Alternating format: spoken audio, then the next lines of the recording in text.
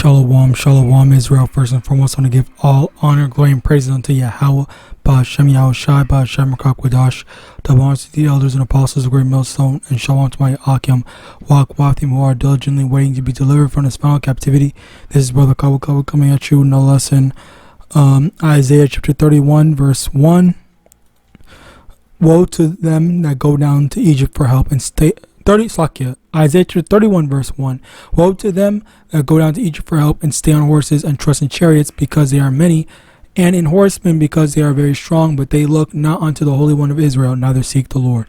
Alright, so basically with this you have people that are trusting in man or trusting in Egypt or Babylon more specifically, rather than trusting in YAHAWASHI. Alright, so as a result of that, they see this carnal power, and as a result, they get a false sense of security, a false sense of thinking like, oh yeah, this is where the true power is, this is where the power is. Like Esau is number one, he's the top, all this crap and stuff like that. And as a result of that, misplaced confidence, okay, the Lord is, the Lord sees this, and he is basically going to lead. As a matter of fact, let me get that instead before I just talk out of my ass. Judges chapter 10 verse 14. Go and cry unto the gods which ye have chosen, let them deliver you in the time of your tribulation. Okay, where you are, when Esau more specifically is going to be getting on your ass and attacking you, like say for example the cops are killing another Jake and whatnot. That's when it's like, well, you were trusting in him. You were saying all this stuff about, oh yeah, Esau is this, Esau is that, blah blah blah, and then yet, all that misplaced, faith is just being blown in your face now. It's like, where was all that confidence that you had in Esau before, and when now he's the one that is, sending you, that's terrorizing you now, and ultimately that's just YAHAWASHI that is using Esau to give you a false sense of security to turn on you later on down the line. Okay, because that's the thing where it's just that everything is under the control of YAHAWASHI. All right, so let's also get Ephesians chapter 4 verse 14, that we henceforth be no more children tossed to and fro and carried about with every wind of doctrine, but by the slay of men and cunning craftiness whereby they lie in wait to deceive. And the thing is that you have these multiple different doctrines. Like for example, you have Christianity, Judaism, Islam, you have atheism, you have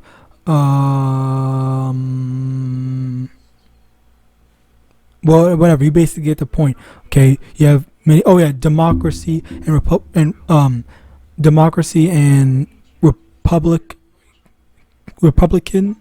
I forgot what the term is, but basically you get the picture. Conservatism or something like that.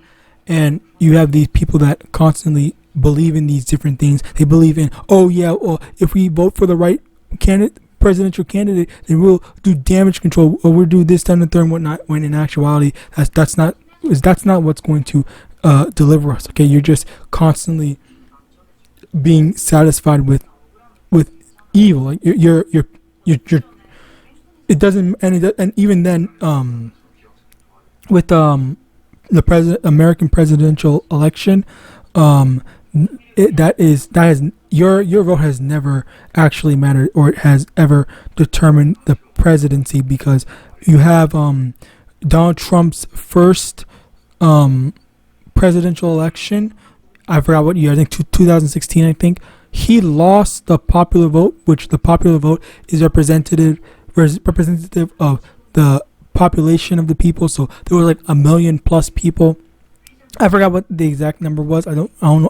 It might just be 1 million more, or it might have been a lot more than just 1 million. But there was a lot more people that had voted for Hillary over Donald Trump, and Donald Trump still won, and Hillary still lost, even though she had gotten more people to vote for her during the actual election. So as a result of that, it's like, well, obviously the thing, it goes to show that, as a matter of fact, let me just, no, forget it.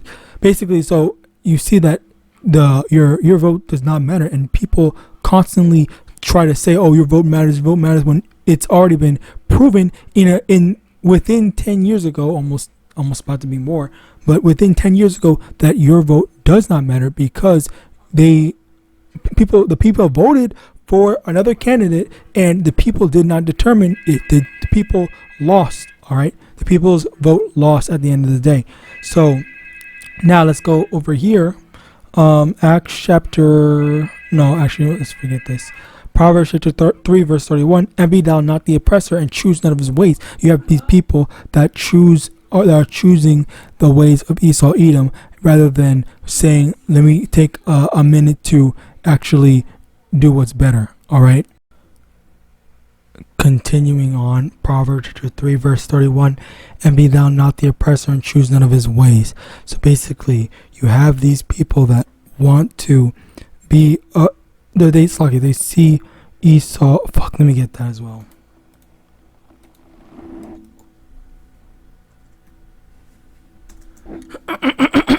Ecclesiastes chapter 8 verse 11, because sentence against an evil work is not executed speedily, therefore the heart of the sons of men is fully set them to do evil.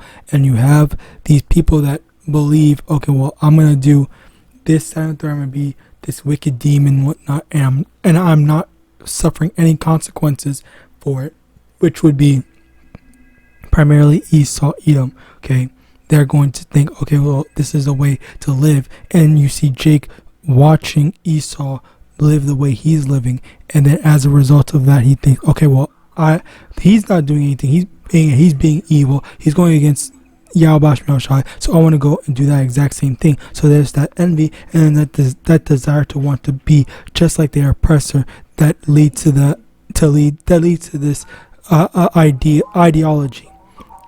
Sirach chapter 9 verse 11, and be not the glory of the sinner, for thou knowest not what shall be his end. We don't know how they're going to end. We don't know the judgment that's coming onto them from Yahawadah. So as a result of that, we're not supposed to be envious for them, because what we do know is that Yahawadah told us not to do something, or to do something. So we just have to follow that. And then when the time comes for us to be delivered, or for them to receive their judgment, then that's when the actual proper things are going to be put into place, and that's when you're going to see, okay, well, it paid off to be a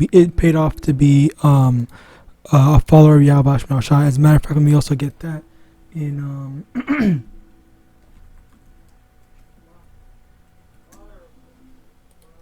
in 1 Corinthians chapter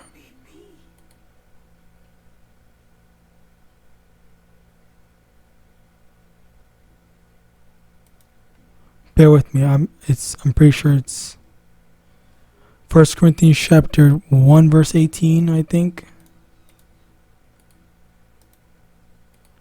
Yes, 1 Corinthians chapter 1 verse 18. For the preaching of the cross is to them that perish foolishness, but unto us which are saved it is the power of Yahawadah. And again, it's a foolish thing carnally for us to be preaching. It's a foolish thing carnally for us to be, dedicating our lives to Yahawadah. But spiritually, that's where the wealth, that's where the rewards are, as saith the Lord Yahawadah.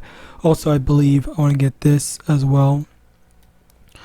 2 Corinthians chapter 4 verse 16.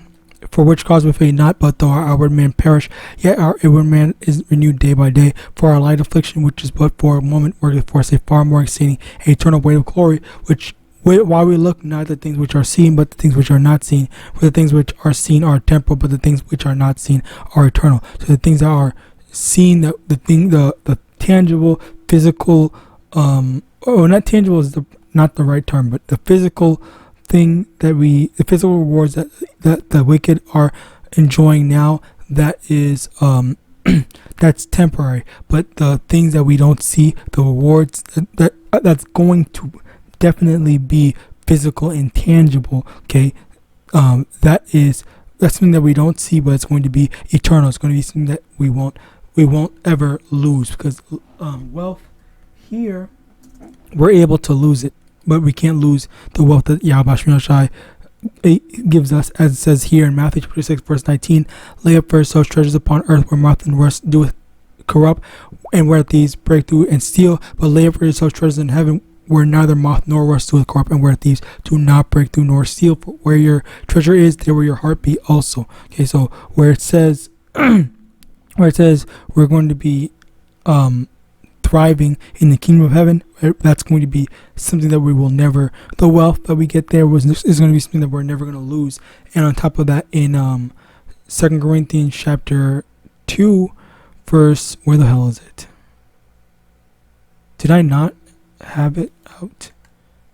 Oh yeah, 2 Corinthians chapter 2 verse 16 to 17. Okay, it's going to be as it says, it's like verse 17. For our light affliction, which is but for a moment, worketh for us a far more exceeding and eternal weight in glory. So the weight of the blessings is going to be way more than we would ever imagine. It's going to be worth more than what the wicked are indulging in right now. So also, 1 John chapter 2 verse 15, love not the world, neither the things that are in the world. If any man love the world, the love of the Father is not in him. And that's the thing, where you have so many people, so many Jakes, so many people in general, I guess, heathens as well, that love this world as it is, with the corruption and the unfair treatment and all that stuff, and how things are. And it's impossible for us to actually get proper judgment, proper righteousness, or anything good in general, because things are basically set up not just in Babylon but all across the world, where people are always going to do things to serve their own best interest, rather than serving serving the people as they so claim to do. They don't serve the people, they serve their own bellies, and they will step on the people. They will step on the people in order to achieve their goals.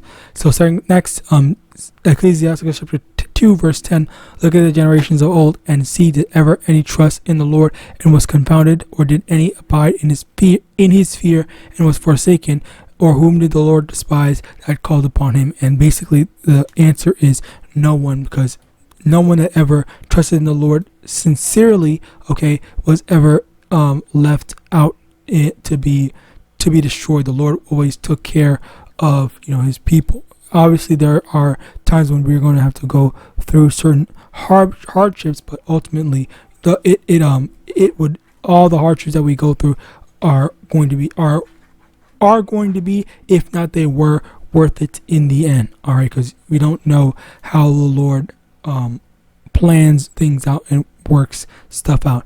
Next, Psalm chapter 62 verse 10. Trust not in oppression, and become not vain in robbery. If riches increase, set not your heart upon them. Okay, so basically over here you see trust not in oppression, where you have Jake that is constantly trusting in Esau, even thinking like, oh yeah, let's continue to vote, let's continue to think that, oh yeah, Esau is going to change everything sooner rather than later. Oh, like we look at the end of segregation, and then we'll look at how things basically came back full circle, and how you can't trust trust in oppression or trust in your enemy. Okay, and become not vain in robbery. If riches increase, set not your heart upon them. So don't be thinking that riches or money or carnality is what is going to deliver us and help us and protect us all throughout our times. Because the thing is, even with let me actually get that, because even with the rich man, there was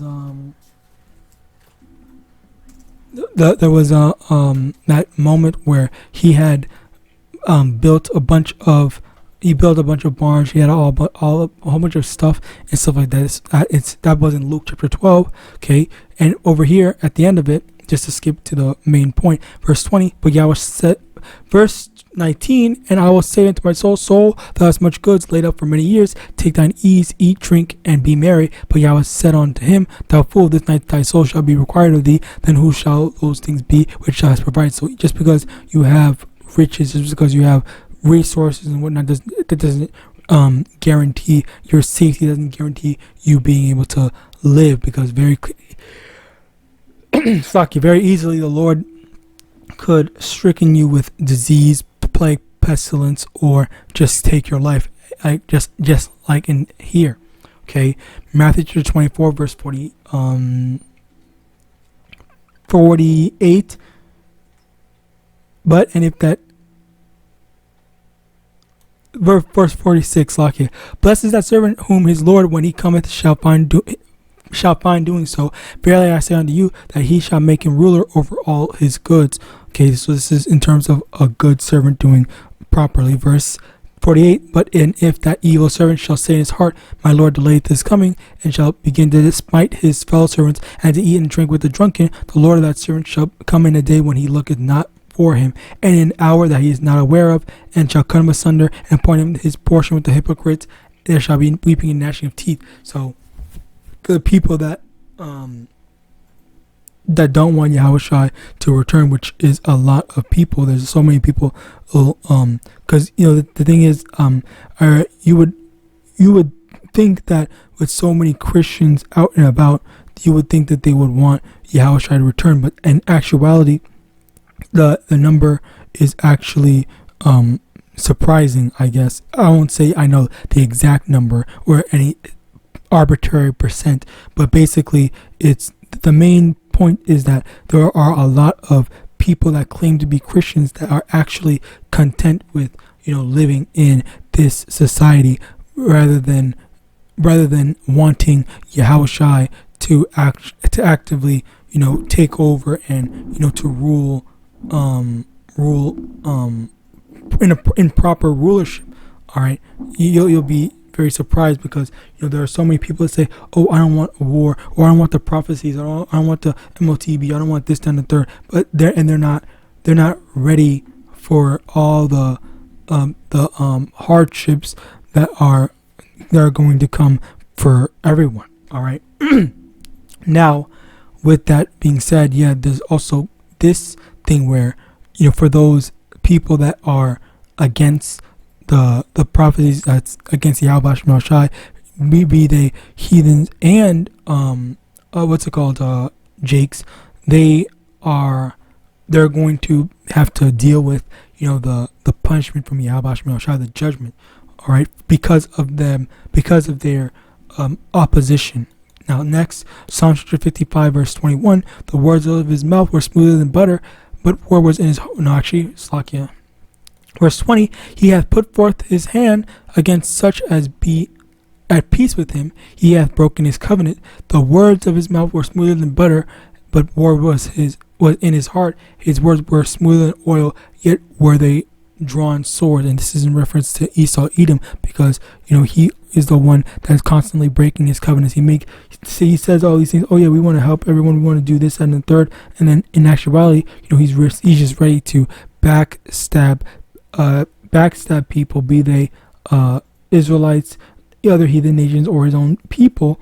All right, and send them off to the things, because lots of people that voted for Trump, they were basically backstabbed, thinking that he was all for them, but in actuality, he he just said some smooth words that enticed them to think, oh yeah, like I want him to do the right thing, when in actuality they just, as I said before, they got backstabbed. So with that, I pray this lesson was edifying. I want to give all honor, glory, and praise unto Yahawah, Ba'ashem, Yahawashi, Ba'ashem, Rakak, Wadash, double honors to the elders and apostles, the great millstone, Abba, and Shalom.